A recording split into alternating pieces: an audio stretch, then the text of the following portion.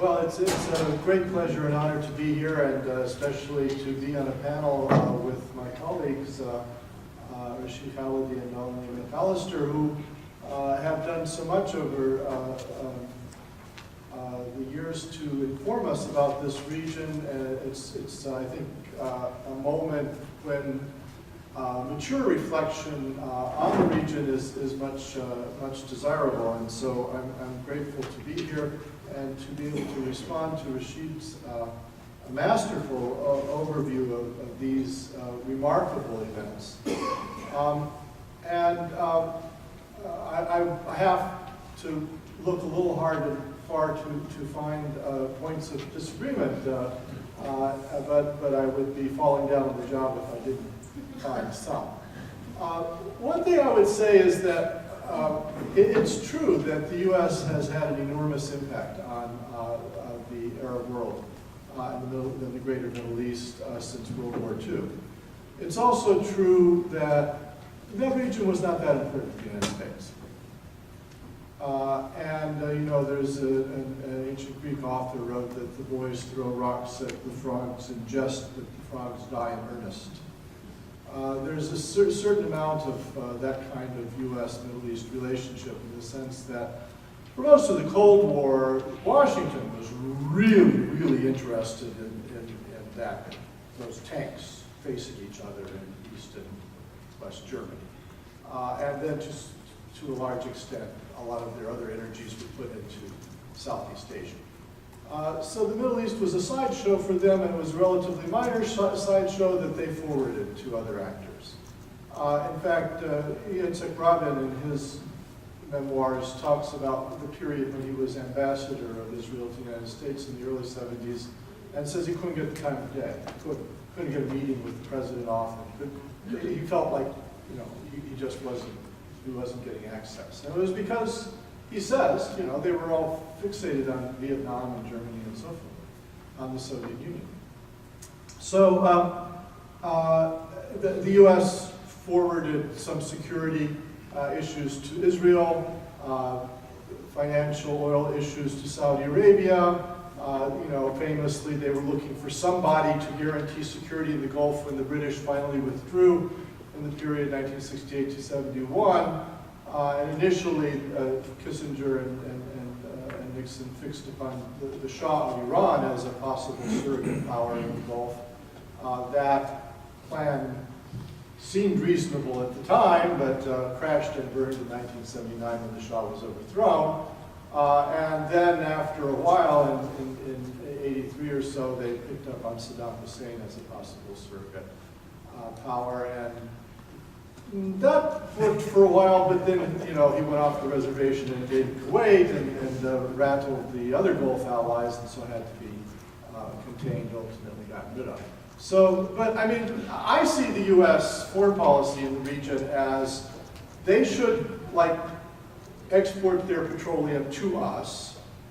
The Straits of Hormuz, the Straits of Mandab, the Red Sea, the Gulf should be open, and the stuff should flow.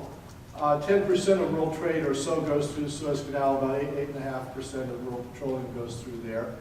That's what the U.S. wanted from this region, and wasn't very interested in the exact arrangements whereby this effect was produced. Otherwise, they had much bigger fish to fry. I mean, if you look at the per capita, or the gross domestic product of most Middle Eastern countries, it's tiny. And Saudi Arabia and Turkey are the only ones in the greater Middle East that I can think of that are even in the G20. And Saudi Arabia is not really permitted. It's allowed to come to meetings. So U.S. enormously important to Middle Easterners. Middle Easterners not that important to the United States, except for a few narrow sets of interests: Israel, Saudi Arabia, oil. And so when these revolutions happened, I think the U.S. mainly was interested in, the Obama administration was mainly interested in having them not inconvenience those wider, those fairly narrow sets of interests. So all the interests, and I think it was very clear that, first of all, they weren't interested in what happened in Tunisia. I haven't found any evidence that they even said much about it. I think one Deputy Secretary of State may have said something, you know, on January 10th or something. And then after it was all over, Jeffrey Feldman came out and congratulated the Tunisian people, and Barack Obama gave a speech in which he wished them well. But look, it's a 10.5 million people. They're in the middle of North Africa. They're not strategic to the United States. They don't have oil. So that's nice they had a revolution, but it really is not very important. But then, when the Egyptians took heart, because the Egyptians told me, they said, we never thought that this could be done, that you could get rid of something like Ben Ali. But the Tunisians demonstrated that you could.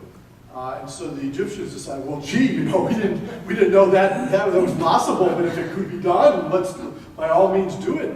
But that was very disturbing in Washington.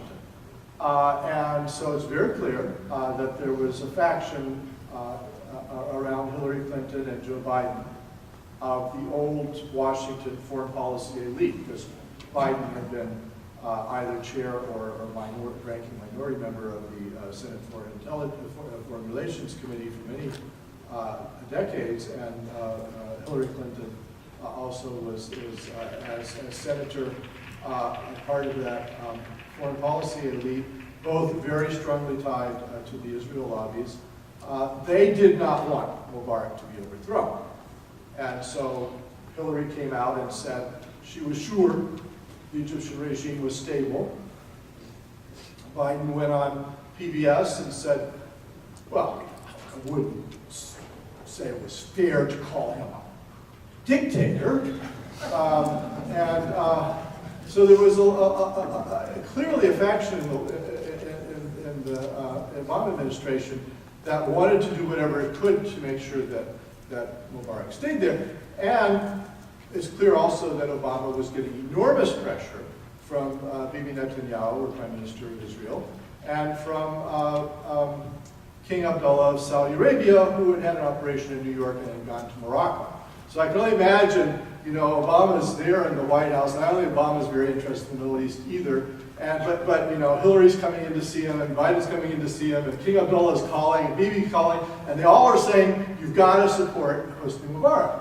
And so the U.S. didn't really do anything about the Egyptian revolution until very late in the day, and I think they just didn't want to be the ones that threw Mubarak under the bus. But you know, when the bus had hit him, and he was already, you know, under one of the wheels, then the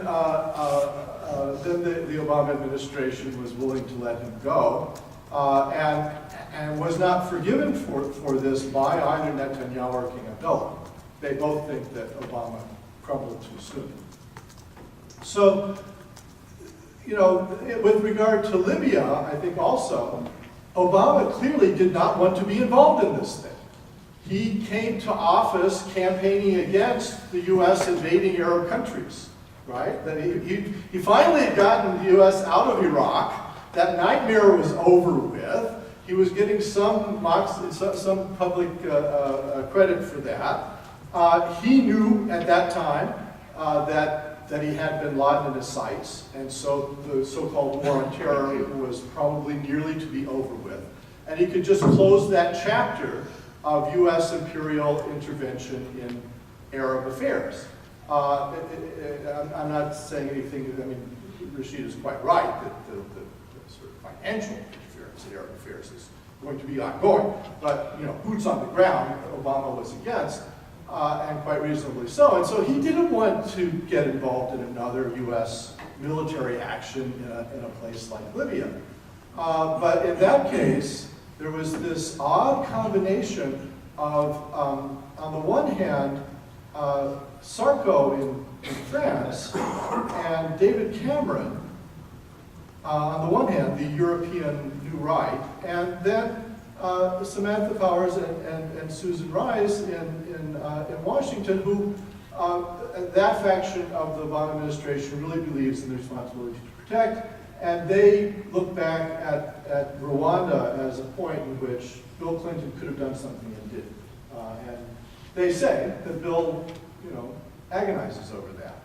So I think Sarko and Cameron were worried that if you let Gaddafi repress this movement, you will have Algeria Part 2, because they had lived with the aftermath of the repression of the electoral victory of the Islamic Salvation Front in Algeria in 1991 and after.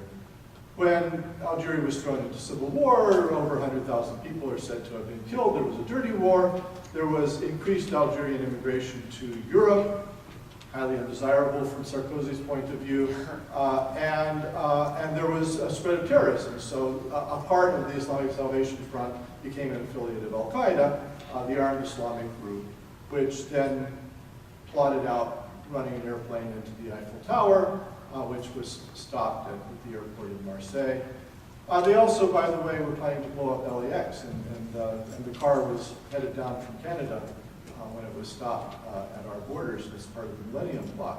So I think Sarkozy and Cameron were worried that if you let Gaddafi crush this movement in Benghazi in the east, that Libya will become Algeria. You'll have hundreds of thousands dead or displaced. You'll have a big increase of Libyan immigration to Europe, and you likely will have terrorism in the greater Mediterranean in Europe as a result. And so they didn't want it. And they decided that if Gaddafi is going to be that kind of trouble, it's better just to get rid of him. And then Powers and Rice were pushing for an intervention on the US side. And Obama had decided not to do it, and I was told by a White House staffer that on March 17th, the scuttlebutt in the White House was there was going to be no US participation. Then on the 19th there was. So it was over that weekend that a decision was made to go forward. And the evidence that I can gather is that the National Security Council sent Obama a memo saying that if you let the tanks come over from Tripoli into Benghazi, you'll get 50,000 dead. And it'll be another Rwanda kind of situation.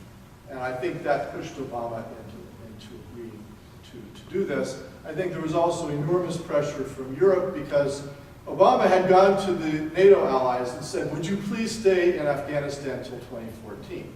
Because they weren't going to do that. And he twisted their arm and they said, okay. So now they're coming back to him and saying, if you don't get involved in the Libya thing, the anti-aircraft batteries are going to knock our planes out of the sky because the US is the only one that has precision munitions that could take out all those anti-aircraft batteries. So I think Obama owed them on the one hand. And on the other, he was getting this Rwanda-Clinton moment thrown in his face that if you don't do something, this is going to happen on your watch. And so he got drawn in. So I guess my perspective on the U.S. involvement in all these issues is that they were dragged into it kicking and screaming. They had interests. They wanted to protect those interests, but they really didn't want to get involved in all this stuff. And the interesting thing to me is that the Arab crowds, who the young people, these are mainly 20-year-olds, by the way, who made these revolutions, also weren't that interested in the United States.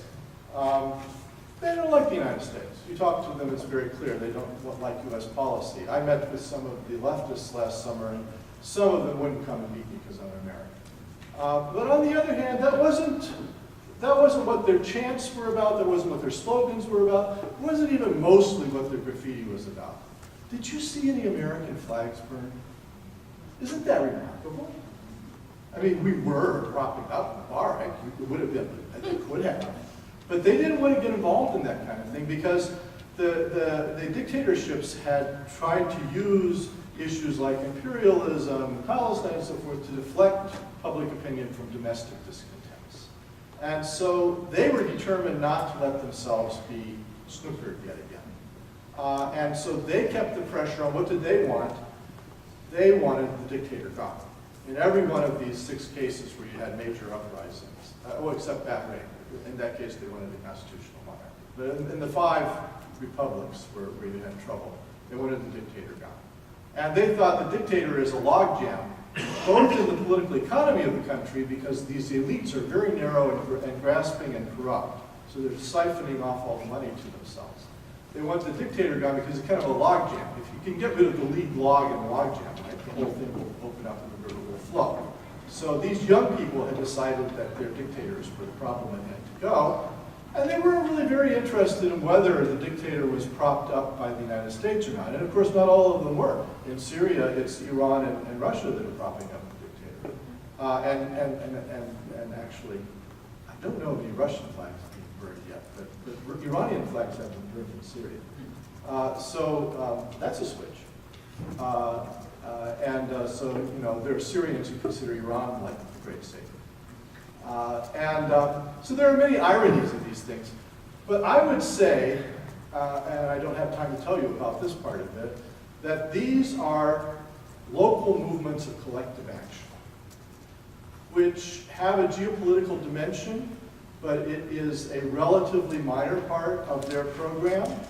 And that also one of the reasons that they have succeeded in Egypt, Tunisia, and to some extent in Yemen, although Yemen, you know, is a consensual kind of clan society where people are kind of just talking things out. They talk the president out and so forth. It's not clear exactly what's happening in Yemen, but there's been a change at the top.